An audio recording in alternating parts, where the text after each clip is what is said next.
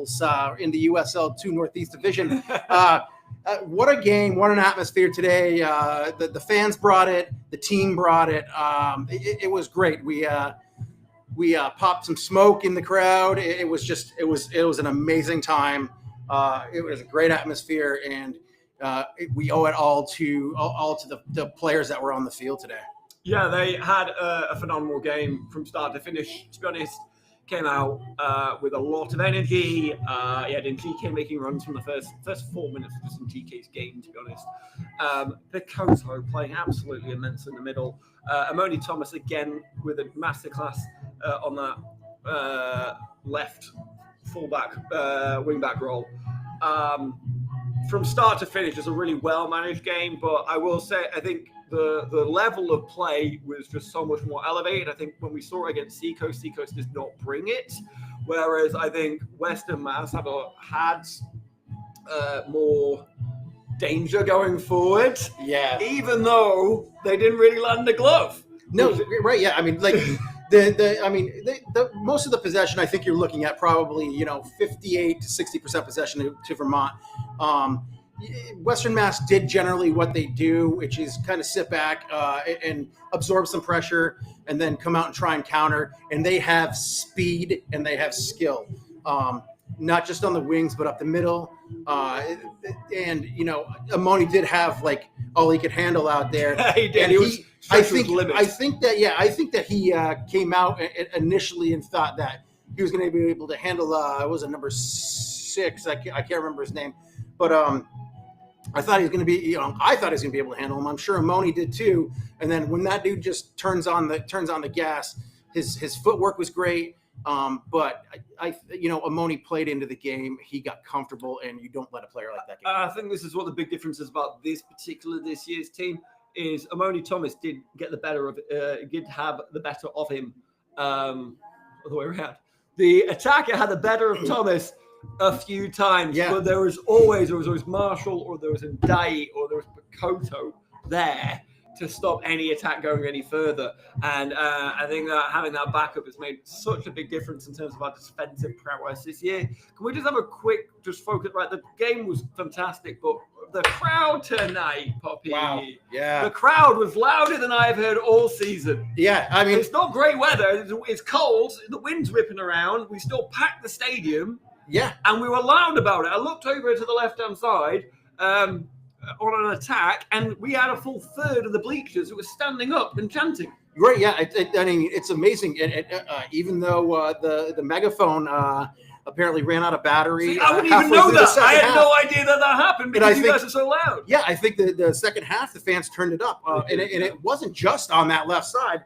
It actually kind of started to gravitate toward the center, too. And just a lot of credit to the fans, because, when the players are out there, working as hard as they're working, and the fans show appreciation, that the players will play harder. The more noise that the fans make, the more that they know that they're working hard, that they're doing their jobs well. One thing that I love seeing was Constabule a couple of times today came over and hyped up the crowd. They want to hear people. Yeah, Trimnell was out there hyping up the crowd. Trimnell came in like a freight train as well. He really did. He really made sure it was noticed as soon as he was subbed on. Yeah. He had a great energy this evening. Yeah. And, hopefully he's okay. He got clattered into by the keeper in that last sequence where Stefan came in and scored that lovely goal off the rebound. Just an all-around effort by this teme. We got to see Eklund come in. Yarda came in and solidified the midfield at the end of the game. Yeah, Yarda was playing attacking midfield as well, which I thought was quite interesting. Yeah. Tactic, obviously trying to shore up things. I mean, especially when he's being subbed on for Zach Zenge at the time, right? And you have players out there like Labordelou, and the Frenchest guy on the planet is Labordelou, Julien. Isn't he great though? Yeah, amazing out there. Picoto was, it was mentioned by one of the Green Mountain Boys at one point, is he's very much like a Declan Rice out there today. Oh yeah, he was all over the place, attacking and defending. His Yeah. defensive work today was absolutely immense. Box He to probably box. had more tackles than anyone else in the game, but then he also knows how to push the ball forward. He had a very similar game to the way Bordeaux had a game against Seacoast. Yeah. And I love the fact these two have got similar mentalities in the middle of the field with somewhat similar attributes. I'd say Bakota's a bit more bolshy, he's a bit stronger to Le Bordeloo's skill. Right. But they've both got the defensive and attacking skills in their locker, and we use it to such devastating effect. Yeah, the entire game, the through balls that were coming into Ajagbe and Stefan running into balls. Dovlo, can't forget about him. He puts in a hell of an effort every single game, and it showed at the end of the match with the players coming over, and the players were chanting out the fans. Yeah. I mean, as I said, we really were, the fans were the 12 men. Yeah. And it really showed. They obviously appreciated it at the end. Also, it meant a lot to them as well. At the end of the game, they were celebrating in a way that only people who have followed Vermont Green for the last 4 years really know why this is such a big game. Exactly. And so they've really got that Vermont Green DNA, it seems, and they've kind of embodied this kind of attitude that the Crown has. And they are celebrating just as much as the rest of us are. Like there was a moment where Bakoto got a throw in, and he celebrated that like it was a goal. Just the determination, the doggedness, the absolute grit, and just the willingness to really throw yourself into fucking everything, and then celebrate it when you do it. I love the attitude from this team. It's so good. What did you think about like the move to send to put Ajagbe out there to start the game up the middle when he's typically a winger? I think it was a risky move on the part of Chris Taylor. Yeah, I can't say it worked exactly. It's not like there was many balls that got thrown into the middle that he managed to get many shots off. Right. But at the end of the day, you win 2-0. There was a certain balance to the team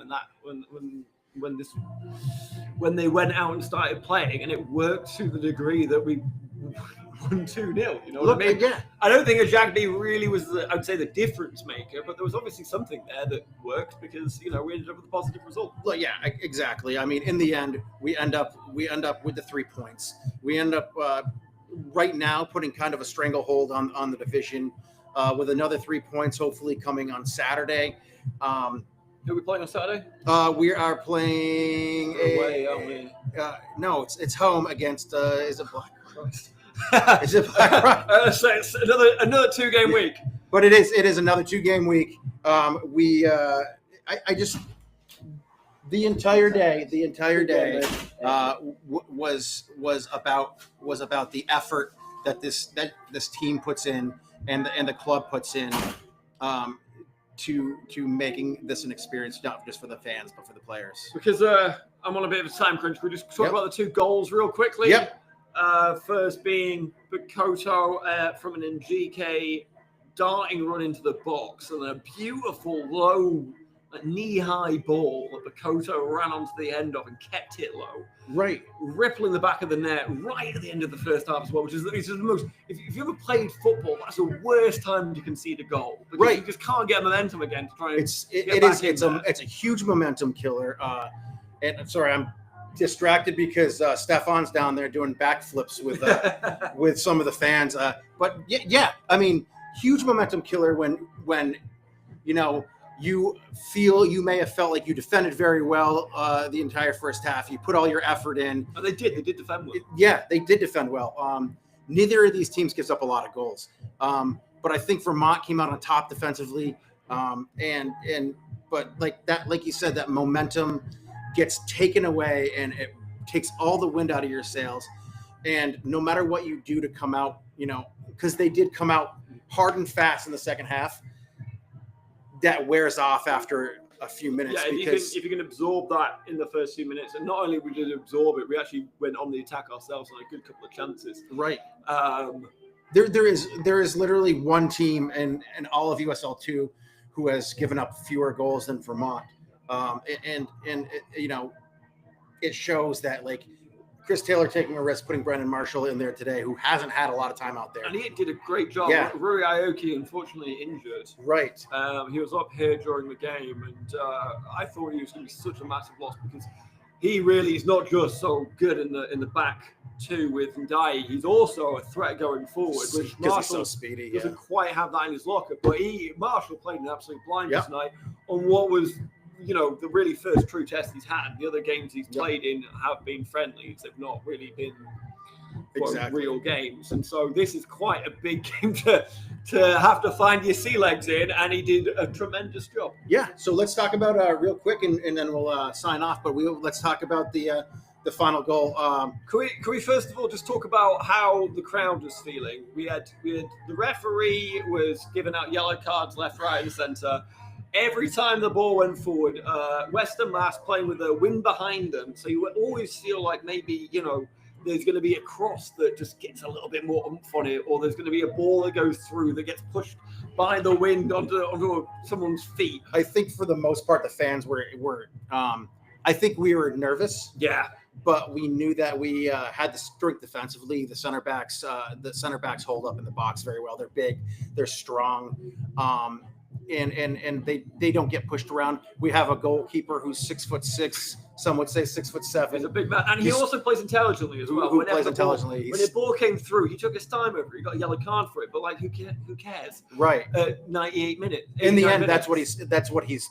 You know, he's there to do at the end of the game. He got a clean sheet for it. Right. And then, I mean, it's one of those beautiful moments where obviously, you know, even it's just however defensively strong you're feeling, there's obviously always that nervousness that something's going to happen, like at Boston Bolts, where they get a goal at the very bitter end. There was that set piece that was actually in that same position that Boston Bolts ended up scoring on in that game. So I mean, that's where I was nervous, and I said it to my daughter who was standing in front of me. I was every single free kick tonight that they shot was a really good free kick. They were on. Yeah, post. They were on. And so the crowd was on tenterhooks. It was very difficult to watch, even though we were playing a defensively fantastic game, and Hersek especially at the back was calm as a cobra.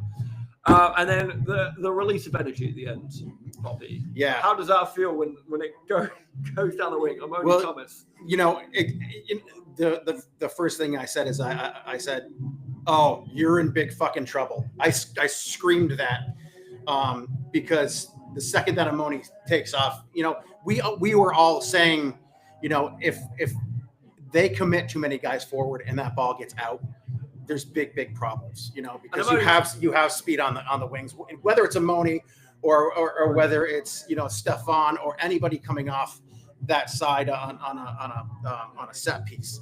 I got to say, hats off to Amoni Thomas. Again, can't ever overlook the fact he's only 18. He played 94 brutal minutes at that point. It was not an easy game for him, and he still had enough in his tank to skin his man and whip a ball with some good accuracy into the box. Right, yeah. For Trimnell to come onto. Yeah, and, you know, Trimnell put it on the keeper who, let's give a little credit to that keeper, Western Mass. Good game today. Really great game. I'll say he had against Yarda when Yarda absolutely twatted it. Oh, yeah. I mean, that must have stood. That was 1,000 miles per hour. Yeah. You know, and then Stefan being in the right place at the right time. But that's what you want from your winger. And at the end of the day, you know, Trimnell had a good shot against the keeper. The keeper couldn't get a hold of it. And then you got Stefan, who, again, had a great game and had been playing since the first minute. Yep. Buries it. Which, you know, just all attention goes. Everyone and then still absolutely erupts. And then still, the crowd erupted. You know, we like to fly the Blackbeard flag. This flag means death flag. You know, at the end of the game to alert the other team that the game is over. We didn't pull it out until the 89th minute. So, you know, if we may never fly that again if they had scored, but at that second, it was the game was over, and it was that big release, and we popped the smoke down there, and Stefan still had the energy to do like 6 backflips. Yeah, he did. Yeah, that's what this he must have a gymnastics background or something. But like, this is what makes football so fantastic. That release of feeling at the end of a game when you win it at the death, that's something even more special. But when you clinch it at the death, that's up there. And especially against your fiercest rivals, especially in a big 6-point game where you're going to be topping the table, and being the only team left that's not lost a game in this division. Correct. And just continuing to just be a really strong team, and just having that big old goal at the end just to really confirm it and hammer it home. It would have still been great if we won 1-0. It still would have been a very professional win, and it would have been a defensive masterclass. But there's something about that cherry on the top of the cake. About getting that second goal in the 95th minute. Yeah, I mean, that could have come anywhere, and he's still out there doing flips. That could have come. This guy? That could have come in the 70th minute. That could have come in the 95th minute when it did. The score sheet shows that it's 2-0. Again, just amazing that they did not. Here he goes. That they did not concede another goal again. Yeah, that's like another just defensively. Only let in 1-2 so far this season. 2 so far. Yeah. I think there's a team Appalachian. I think who has given up only 1. Well, but we'll see what happens after this week. We'll twat them in the playoffs. For All sure. Right, I'm going to go. But, all right. Poppy. Yes. Another great game. All right. Absolutely. We'll see you next time.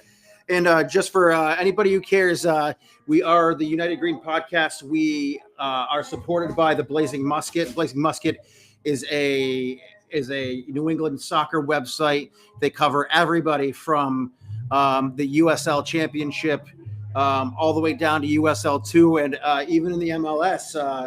And as we know, New England Revolution still have a team for now. But all kidding aside, great game for Vermont tonight. At the whistle, 2-0 up the green.